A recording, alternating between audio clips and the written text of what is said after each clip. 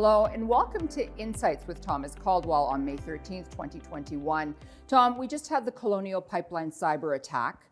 So let's talk about energy and some of the challenges in that area.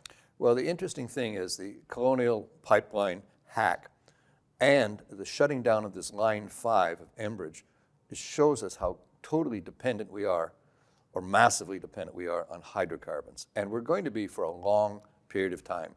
The sun doesn't shine all the time and the wind doesn't blow all the time. So we are looking at alternatives, but as we move to electrification, we're going to need more and more electrical generating power. And that either means nuclear or natural gas, one or the other. So hydrocarbons are going to be the name of the game. The interesting thing about this Colonial hack is the bad guys may have succeeded beyond their expectations, because the hacking into private companies is always sort of seen as out there. Governments haven't got involved in this. They have this time. The FBI is on this, everybody's on this, because now it's national security. So for the first time, governments see this as part of their bailiwick.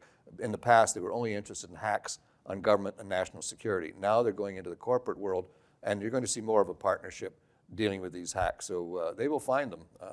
This is a whole different kettle of fish. It's not like a ransomware on a small company and the government just doesn't care. They do care this time.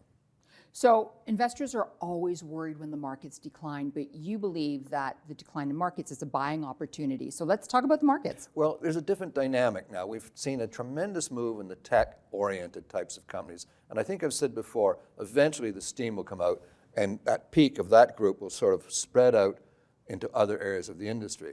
Now that's called group rotation, or it may pull everything down with it for a period of time.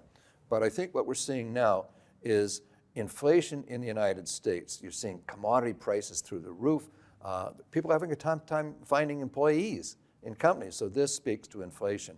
And I think the last numbers coming out from the US, we're looking at numbers 3.5%. That's pretty hefty. And that would speak to an increase in interest rates. Interest rates have been the fuel of housing price explosion, stock markets, everything else. Anything that sort of pushes interest rates up, they're seen as dangerous in the market.